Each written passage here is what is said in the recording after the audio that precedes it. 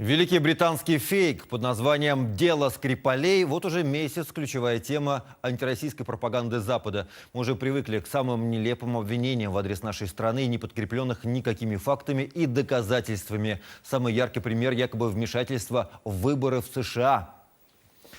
Британцы, пытаясь перенять опыт старших товарищей из океана, тоже вот соорудили собственную историю. Но легенда об отравлении Скрипалей рушится на глазах. В этой истории столько нестыковок, нелепостей и явных противоречий, что уже и в самой Британии потихоньку начинают понимать, зря они заварили эту кашу. На этой неделе на связь с родственницей вышла Юлия Скрипаль. Чувствует себя хорошо, скоро выписывается из больницы. А в пятницу стало известно, что пришел в сознание и ее отец. Сергей Скрипаль, как сообщили источники в госпитале, идет на поправку и уже может говорить. Его состояние врачами больше не оценивается как критическое. Все это очередной повод задать британским властям вопрос, а было ли отравление вообще? Посол России в Великобритании Александр Яковенко направил Борису Джонсону личную ноту. В ней просьба о встрече с главой форин-офиса для обсуждения ситуации в Солсбери. С новыми подробностями странного дела Скрипалей Денис Тимофеев.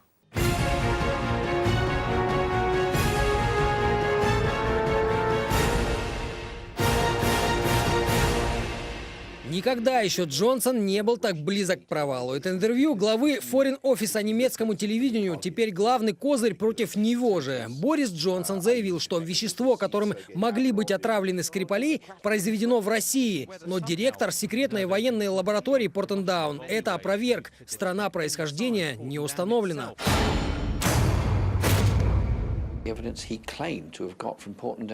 В лаборатории Портендауна сказали, что они не могут и не должны определять источник заражения. Как после этого выглядит глава британского МИД? Как идиот. Британский МИД спешно удаляет запись из Твиттера и пытается хоть как-то оправдаться. Выглядит нелепо и по-детски. Лидер лейбористов Джереми Корбин требует начать расследование против главного дипломата Соединенного Королевства. Джонсона призывают уйти в отставку. Из-за раздутого скандала с делом Скрипалей растет и недовольство всем правительством Терезы Мэй. Выдуманная детективная история может похоронить ее политическую карьеру, полагают эксперты. Тема Скрипалей обсуждалась на этой неделе и в Анкаре. Владимира Путина спросили, ожидает ли российская сторона как минимум извинений за эту клевету от Лондона. Мы ничего не ждем. Мы ждем, что здравый смысл в конце концов восторжествует и международным отношениям не будет наноситься такой ущерб, который мы наблюдаем за последнее время. Это касается не только вот этого дела покушений на Скрипаля, это касается и всех других аспектов международных отношений. Прокомментировать историю со Скрипалями журналисты попросили пресс-секретаря президента России. Обычно сдержанный в словах Дмитрий Песков в этот раз политкорректных выражений подбирать не стал. Этот маразм, он зашел слишком далеко. К нашему сожалению, мы понимаем, что моментально это не кончится, но неизбежно вот такие вот прямые или косвенные подтверждения нелепости позиции британской стороны будут появляться. Что нового Британия явила по делу Скрипалей на этой неделе? От версии ручки, измазанной новичком, перешли к отравленной гречке, якобы привезенной из России. Это даже чисто технически невозможно, если говорить о нервно-паралитическом веществе. Упаковка не смогла бы обеспечить необходимой герметичности. Далее, британские СМИ находят в России место, где якобы мог быть произведен яд. Указывают на здание службы внешней разведки в столичном районе Ясенево. Потом другая легенда от британских спецслужб. Нет, это все-таки Саратовская область, город Шиханы. И снова пресса. Таблоид Mirror заявил, что новичком могли быть отравлены несчастные питомцы Скрипалей. На самом деле морские свинки умерли от обезвоживания, а кота усыпили ветеринары. Тела зверей немедленно кремировали. Дело Скрипалей продемонстрировало всему миру. Британцам плевать на международное право. Сначала лепят легенду, потом называют виновных, потом проводят следствие, у которого до сих пор нет доказательств. Полный абсурд. Так называемое дело Скрипалей стало предлогом, вымышленным или инсценированным, для безосновательной массовой высылки российских дипломатов не только из США и Великобритании, но и целого ряда других государств, большинству которых просто выкрутили руки. Такого неприкрытого глумления над международным правом, дипломатической этикой, элементарными приличиями мы давно не видели. Москву на этой неделе покинули американские дипломаты. Их высылка стала ответной мерой на выдворение Вашингтоном 60 сотрудников российской дипмиссии. Но ближайшим союзникам британцев этого мало. В пятницу Минфин США ввел очередные санкции. Они коснулись 17 российских госслужащих, 7 бизнесменов и 12 компаний. В российском МИДе заявили, что Москва не оставит этого без ответа. Уже давно стоило понять, говорить с Россией языком санкций бессмысленно. О том, что Запад намеренно портит отношения с Россией, говорят и результаты заседаний исполкома Организации по запрещению химического оружия. Оно прошло в Гааге. Россия вместе с Ираном и Китаем представила проект по совместному с Британией расследованию. Но Лондон сделал все возможное, чтобы заблокировать принятие этого документа. Британцы боятся отвечать за свою клевету. Именно поэтому они отказались сотрудничать с Россией. В четверг Россия созвала экстренное заседание Совбеза ООН. Наш постпред Василий Небензя назвал все обвинения Великобритании абсурдными и потребовал факты. А кроме того, задал вопросы, на которые у Лондона ответов не нашлось. Зачем мы ждали 8 лет и решились на дело за 2 недели до выборов президента России и за считанные недели до чемпионата мира по футболу? Как могли Сергей и Юлия оставаться в нормальном состоянии еще несколько часов? При том, что сержант полиции Ник Бейли, первый пришедший им на помощь, сразу же потерял сознание. Как они вообще все смогли выжить после этого? Василий Небензя после каждой своей фразы слушал ее синхронный перевод, чтобы формулировки были переданы точно. Но сложно донести свои мысли до тех, кто тебя не хочет ни слышать, ни слушать. В пятницу стало понятно, что британцы еще и видеть не хотят на своей земле двоюродную сестру Юлии Скрипаль, Викторию. Ей попросту отказали в визе. Посольство России в Лондоне назвало это решение политически мотивированным. Британцы, судя по всему, спектакль под названием «Дело Скрипалей» собираются доиграть до конца, и лишние действующие лица им в этой постановке не нужны.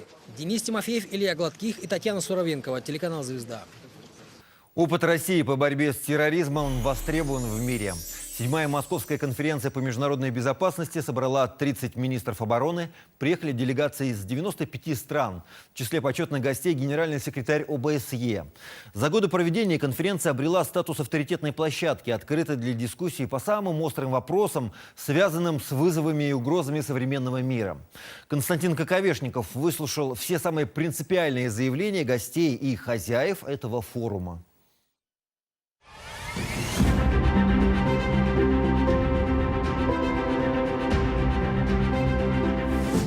Успехи наших военных в Сирии как главный урок всему миру. Справиться с терроризмом можно, но только всем вместе. Эффективность действий сирийской армии при поддержке наших ВКС фактически признание собственного бессилия со стороны США, под эгидой которых, по словам Сергея Шойгу, действовали 30 передовых в военном отношении государств. Трудно поверить, что мощнейшая коалиционная группировка не смогла справиться с террористами. Видимо, цель была другая – расшатать ситуацию в регионе, закрепить в нем свое военное и экономическое присутствие. Положение изменилось после начала операции российских воздушно-космических сил и создания реально антитеррористического альянса с участием Ирана, России и Турции. Очевидно, что при объединении наших усилий с коалицией истории с ИГИЛ в регионе удалось бы закончить значительно раньше и с меньшими потерями. Так почему же то, что выгодно всему миру, торпедирует отдельно взятая страна? И каким образом на вооружении боевиков оказалась современная военная техника? Только в этом году усилиями российских военных уничтожено 17 беспилотников боевиков. Но конфронтация с Западом лишь нарастает. В странах Балтии и Польши в непосредственной близости от наших границ контингент НАТО в 10 тысяч человек. Множится число провокаций в воздухе. Министерство обороны России неоднократно предлагало НАТО начать диалог. Однако в Брюсселе к уважительному разговору не готовы. В свою очередь мы не собираемся стучаться в закрытую дверь, но и оставлять без внимания попытки силового давления на нас не намерены. Пример удачного военного сотрудничества — совместная операция с моряками Аргентины по поиску пропавшей подводной лодки. И, конечно, наращивание взаимодействия в военной области с Китаем для недавно назначенного министра обороны Поднебесной В. Фэнхэ, участие в 7-й Московской конференции по международной безопасности, первый зарубежный визит. Нет ни одной страны, которая может в одиночку противостоять всем вызовам, которые стоят перед человечеством. Только сотрудничество приведет к взаимному выигрышу, а конфронтация — к проигрышу. Это хорошо понимают и другие коллеги Сергея Шойгу из почти сотни стран мира. До и во время конференции у главы нашего оборонного ведомства серия двусторонних встреч. Мужчины и женщины в национальных одеяниях и строгих костюмах. В числе почетных гостей генсек ОБСЕ Томас Грёмингер в открытую говорит о кризисе в отношениях России с Европой и призывает как можно скорее сесть за стол переговоров. Нам нужна Россия. Мы нуждаемся в России, чтобы обсуждать и сотрудничать в военных и военно-политических сферах. Это касается и ОБСЕ, безусловно. Я абсолютно убежден, что конструктивное восстановление отношений с Россией позитивно скажется на общей безопасности в Европе и на деятельности ОБСЕ. О противопоставлении России Западу и попытках полной в прямом смысле подмены базовых ценностей говорил глава СВР Сергей Нарышкин. Цитировал Оруэлла. Война – это мир, свобода – это рабство, а незнание – это сила. И предрекал времена макбетовских ведьм, когда меняется само понятие добра и зла. Охваченный страхом перед переменами, Запад готов возводить вокруг себя новый железный занавес. Борьба с несуществующей, так называемой российской угрозой стала настоящей идеей фикс политики Вашингтона. Она достигла таких размеров и приобрела такие нелепые черты, что впору говорить о возвращении мрачных времен Холодной войны. Вот уже 5-й год подряд представители стран НАТО приглашение на московскую конференцию последовательно игнорируют. В этот раз его принял лишь один делегат, представитель Словакии, заявивший, что выступает за диалог с Россией. Солидарность с нашей страной на встрече с Сергеем Шойгу выразил и сербский министр обороны Александр Вулин. Он уверен, все обвинения в адрес Москвы из-за так называемого дела Скрипаля – намеренная дезинформация. Мы прекрасно понимаем, о чем идет речь, потому что сами становились объектом необоснованных обвинений со стороны СМИ. И именно поэтому никогда не будем принимать участие в антироссийской истерии. Пока президент нашей страны Александр Вучич, Сербия никогда не присоединится к санкциям против вашей страны. Терроризм – главная угроза современности, повержен в Сирии, но вот-вот поднимет голову в Афганистане, Центральной и Северной Африке, где вмешательство во внутренние дела государств под видом демократизации со стороны США, по словам Сергея Шойгу, привело к созданию заповедников террористов всех мастей. Об этом же предупреждают другие высокопоставленные силовики. Не исключаем возможности воссоединения ИГИЛ и Аль-Каиды в виде обновленной террористической сети.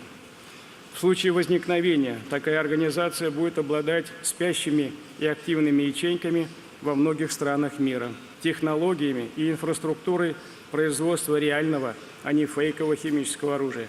Только в прошлом году в результате терактов погибли 33 тысячи человек. В тренде индивидуальный джихад, когда для совершения теракта используют примитивные подручные средства. Кухонный нож, топор или, например, автомобиль, запретить продажи которых не в состоянии ни одна страна мира. А вот внести свой вклад в международный банк данных по противодействию экстремизму вполне реально, как это уже сделала 41 спецслужба из 34 стран мира и 6 международных организаций, включая антитеррористические структуры ШОС, СНГ, ООН и Интерпол. Константин Коковешников, телеканал «Звезда». Есть такая